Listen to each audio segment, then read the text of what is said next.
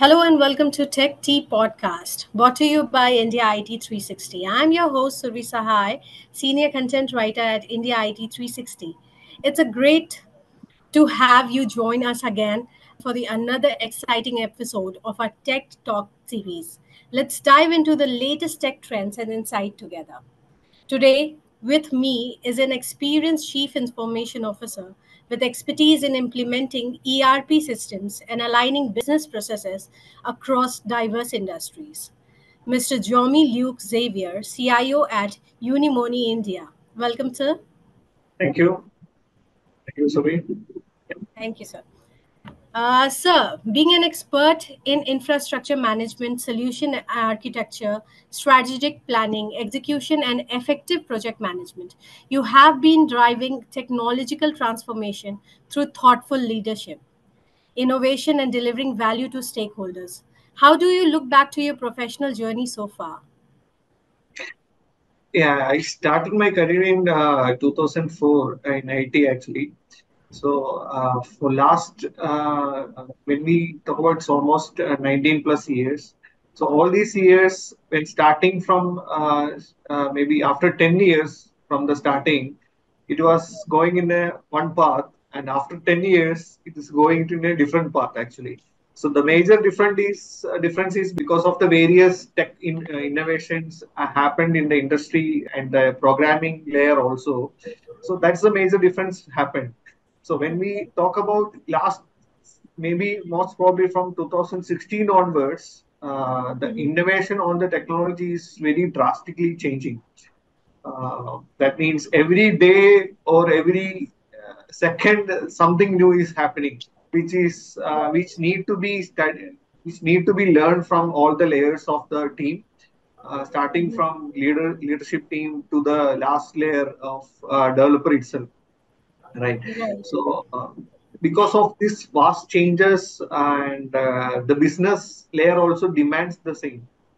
How we can innovate more, how we can more productive to the users. So that innovation has changed from, and of course, lots of platforms, software as a models, all the SaaS platforms, PaaS platforms, infrastructure as a service. All these models came during these last 10 years. So and they got matured also. All these platforms got matured also, which we can directly start a product at a short span of time. So that's the major change which we face coming to the when we talk about the few years back and the recent changes. Yeah. At the present time. Yes. So, sir, talking about the present time, we have been learning about a lot about the cloud computing. Yeah. So, today it will be our topic for the day. So, help us understand the perks of adopting cloud computing for fintech companies. Okay. So when we talk about the fintech, actually cloud computing is a major milestone which we have taken because if we are talking about fintech, then of course cloud will be there. Otherwise, Right. fintech can't grow further, and Mhm. we can't say fintech also, right? Because all these platforms, all the fintech platforms is getting developed in the cloud computing model only. Because what could be the reason? The could be the reason is scalability. So how we can scale it further? Mhm. So today we start with maybe a smaller version, and tomorrow it will be some bigger. So if we are talking about on-prem type model, then scalability is a major hindrance which we cannot scale on a fraction of a second. So, but the cloud computing will be able to scale up within a fraction of a second or a minute, maybe less than minute, because we can create multiple instances in different configurations in the server, and we can switch immediately.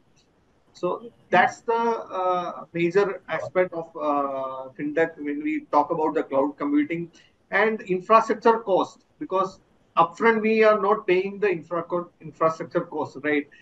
Whenever we need, at that time only we are paying the infrastructure cost. So that's also a factor. Operational cost we can reduce. when we talk about the cloud computing. This because running an on-prem data center, we need to think of generator, we need backup, we need to power Mhm. backup, we need to think of. So there comes diesel, petrol, all those manual things will come up, and this lease lines connectivity will come up. So a high bandwidth lease line we require. So so all these manual things will be overcome through this cloud computing model, so that immediately we can start the product or start the business. Now, when we talk about the security measures, it's the cloud computing is much mature based on security, because almost everything is set. Only thing is the application layer security or the infra layer security. Within that infrastructure, what all components we put, those layer security only we need to manage. Rest all is already set by the cloud computing providers. Okay. And yeah, that's about yeah. So, sir, do you think that the adoption of cloud computing has changed the landscape of data management? Has it been able to change it? Yes, the handling the data is more because when the data management earlier, it was like most of the companies will be using their legacy systems or legacy softwares for accessing the data. So when we come to the cloud computing, it is somewhat like um, all this data can be easily accessible to across all the SaaS model platforms. So that is a major advantage of cloud compared to the legacy systems or legacy on-prem data center, because there will be connectivity issues comes when we. So what data is the insights, right? For all the Mhm. applications, for all the companies, data is the insights. How Right. only not only for storage, actually we can store a lot of data in various sources, but Yeah. that doesn't mean any revenue model to the company. So those data, what all analysis we can do, that makes the revenue model to the company. So when we talk about the cloud computing, we have a lot of options to analyze those data if the data is in cloud.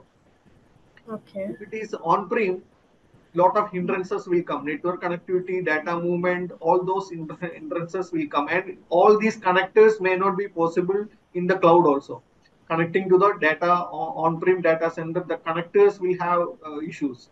So that all Mhm. these we can overcome through the cloud computing data management. Yeah. Okay. So what are the significant concern around this cloud computing, and how can they be managed? Um, the significance of cloud computing is anyway skill set is required. Anyway, the Mhm. skilled resources is anyway we require. Right. It can be any cloud platforms. It can be you name it, any platforms you require the skill set pertaining to that particular cloud provider. Mm-hmm. Similar to the data on-prem data center, also the resources should be at par with their skill set. And the management of the cloud is we can manage two ways, either by in-house resources or by assigning to a vendor for the cloud management. So if you are having that resources, then better to manage within yourselves. Actually, in our Okay. company we manage by ourselves. So all Mm-hmm. the cloud software management, cloud platform management, everything we do from our side itself.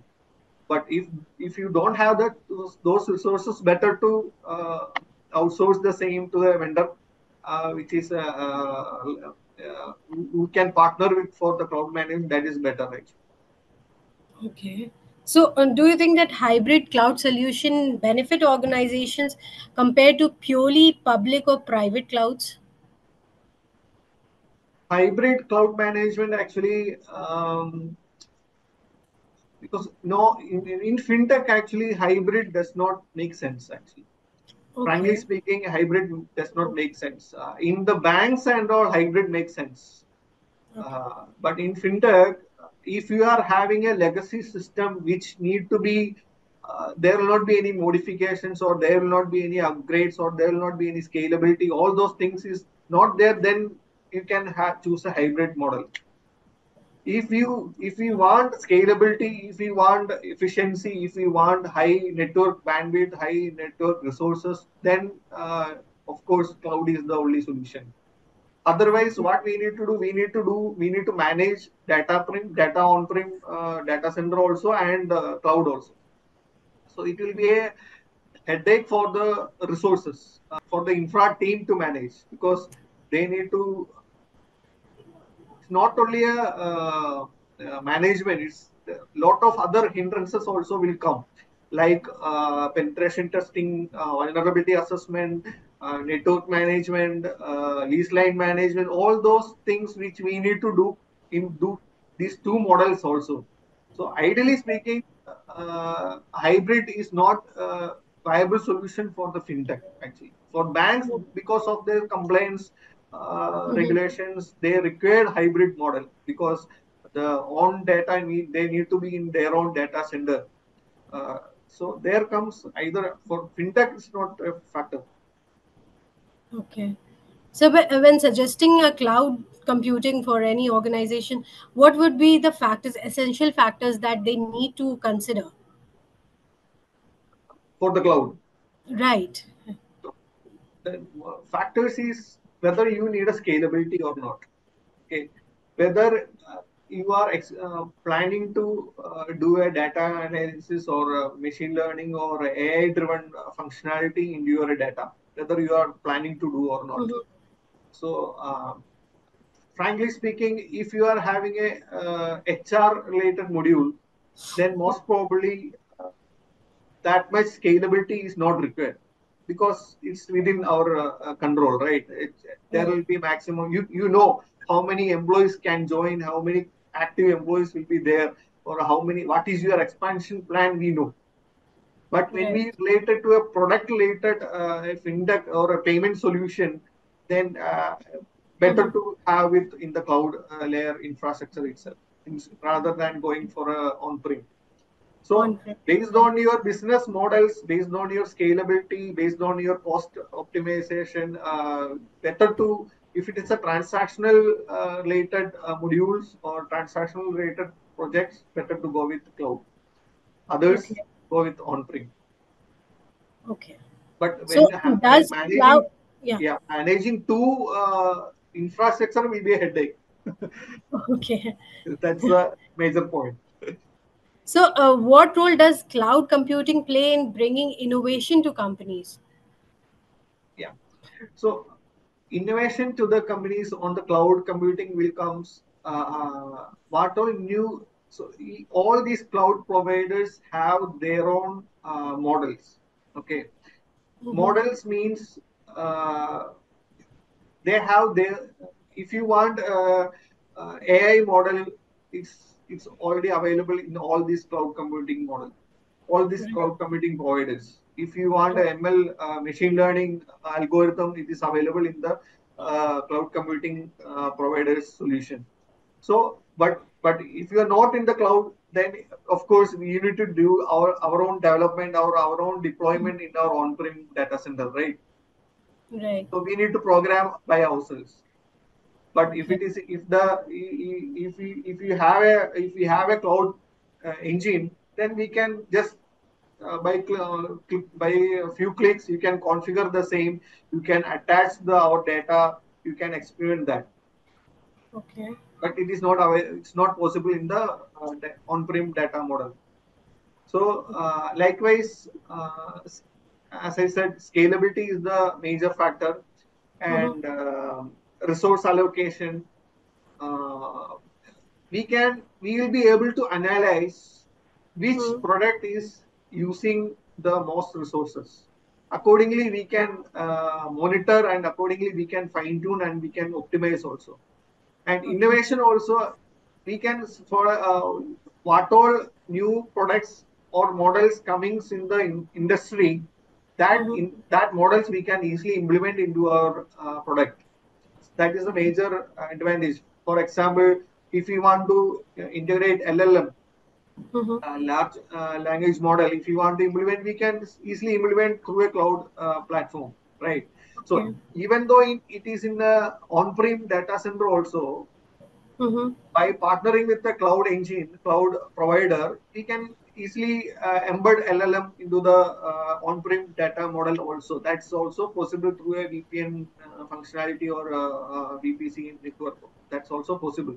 But if it is Okay. within that cloud, then we can easily experiment a lot of things. Okay. So, do you think that there's a data privacy in cloud computing, cloud environment? Is data prevented? Like it helps in preventing data. Do you think that this is the best model, and we can go for organizations can go forth with it? Actually, data privacy, even though if we go with any of the cloud provider, the mini layer of the data privacy only all the providers gives. It's not the complete data privacy they will not give, because it's Okay. upon each client or each company, or how we deploy our applications into the cloud. Data privacy belongs to that. So how we configure our applications, how we configure our infrastructure in cloud. It Mm-hmm. is not like if I am cloud, my data is secure. It's not like that, Okay. because it's vulnerable to how the applications are built on the top of the cloud, how the applications are created on the top of the cloud. Based on Mhm. that vulnerability, it's also vulnerable. So Right. where we apply data privacy or where we apply data security is based Right. on, it depends on the company or the resources which we do for the infrastructure team or the CISO team Mm-hmm. or the IT team decides how we need to apply data security on the or data privacy on the data which has been deployed in the infrastructure, right? Okay. So if we Mm-hmm. want customer data to be secure, then Mm-hmm. we need to have a various layer of security mechanisms on the software which we deployed in the infra. So Okay. actually, it's not the cloud provider solution. We need to do our own mechanism to do the same. Of course, we can use the options which cloud providers gives into our applications, that Right. we Right. can give. But the data privacy lies on the company layer itself, not from the cloud provider. Okay. Okay. So what are the perks and challenges involved in this? When we talk about multi-cloud strategy, what will be the perks and challenges related to it? So again, as I mentioned earlier, multi-cloud strategy, so hybrid anyway, hybrid I already conveyed. So when Right, we sir. talk about multi-cloud, it is one maybe in one infra maybe in AWS and one infra maybe in Google or Microsoft Azure. Okay. Mm-hmm. Ideally, it's good, but practically it's difficult, right? So Right. Okay. ideally, it's good because we will be have in expertise in all these platforms. At the Mm. source layer, we will have expertise in AWS, or we'll have expertise in Google or in Microsoft Azure or whatever it may be. Okay. But management will be difficult because all these providers have different concept on how we deploy the products or how we deploy the infra. So the concept of deployment varies from one provider to another provider. So accordingly, that much resources we need to handle, because one may be expertise in AWS. He may not be knowing about the GCP skill set. So we need to hire one person for GCP. Likewise, so Okay. and the data management between these cloud providers is also a will cost high.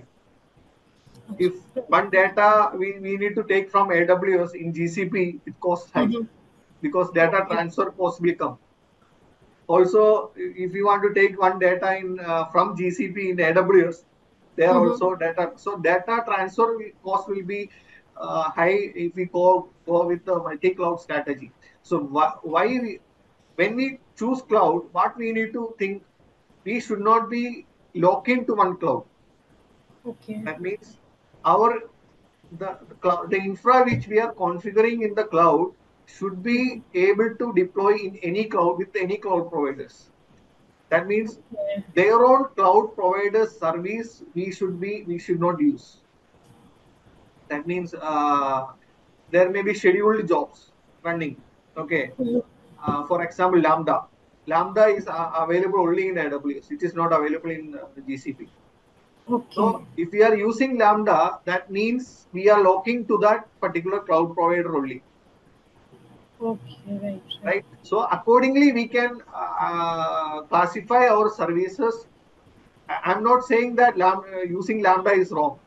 I'm not saying that, but Mhm. we should have an idea that whether we are locking our services to that particular provider. If it is Okay. if it is agreeable to the CSO or CIO, then it's fine.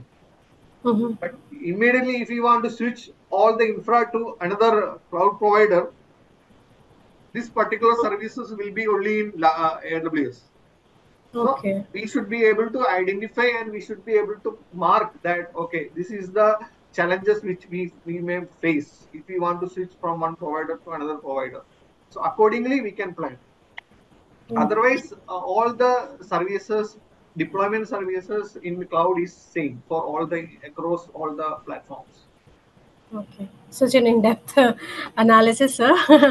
So we already know about cloud computing, but such an in-depth is something that my audience will love to Yes. hear about this. So moving on, so what are the trends in cloud computing that businesses should watch out in the next few years?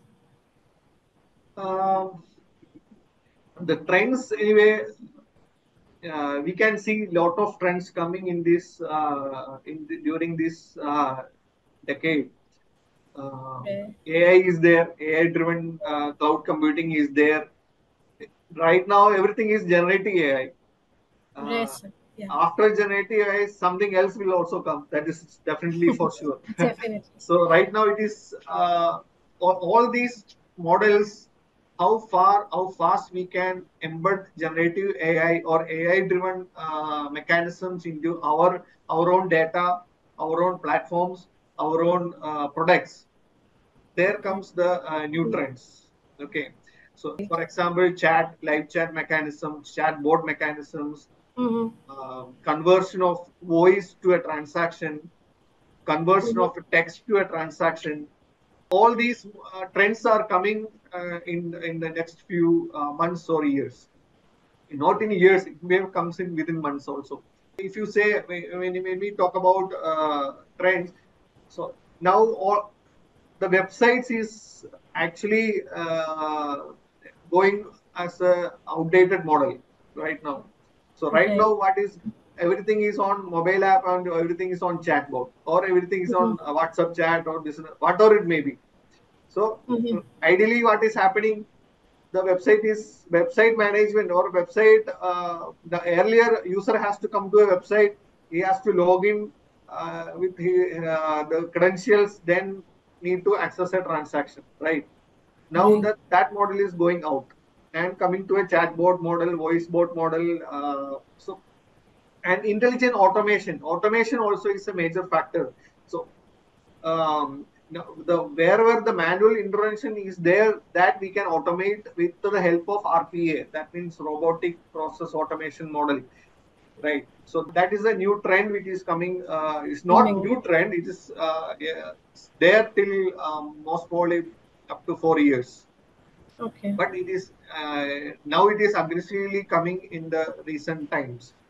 Mm-hmm. And edge computing, that means wherever the compute we require more, we can auto scale up. So that is also coming nowadays. Now zero trust architecture is also there, where when we talk about the cyber security, it's Mm-hmm. like a zero trust architecture where involvement is there with the AI or at the user driven model. So there comes zero trust architecture. We can deploy a trust architecture in our infra. So that is Right. there. Anyway, data privacy is there. Data privacy Mm-hmm. regulation, DPDP Act, all those things. So all those models are ready in cloud. That's the Mm-hmm. importance. Whenever a new regulatory complaints comes in the industry, immediately that product has come in the cloud. The fintech companies can easily adopt that product from the cloud, then embed in Mhm. the product in our own projects, and we can make it compliant to the RBA or regulatory guidelines. So that flexibility is there right now. Earlier, if last 4 years back, maybe 3 years back, if you are talking about DPDP Act, then it will be very difficult to implement. Right now, the DPDP Act, what all points which we need to cover, that product is Mhm. already available in the cloud. Okay. So we just want to subscribe it and we just Mhm. want to embed into our projects. So we Okay. need not want to develop our own DPDP Act policies and all. So that's the flexibility, or that's the scale, innovation happening in the industry, across the industry. And uh, Right. we can accelerate the development if we talk about few months back or few years back. The time taking for implementing a project Mhm. is, right now it is less compared to the previous years. So Mhm. we can easily create a new project with this all these cloud computing models, because lot of microservices are available. We can uh, do a KYC check through the various face recognition system. Mhm. We Yeah. can do a KYC onboarding, customer KYC onboarding through various microservices which is available in the system. We can have a biometric layer mechanism. All these microservices models are available in the different platforms. We can use that. So earlier it was like we need to develop by our own, right? Okay. Right. Right. Right Right. now, Now. this product is we can get that model and we can implement into our system. What is the recent model is low code, no code platforms, where we need not want to code anything. We just Mhm. do a drag and drop method.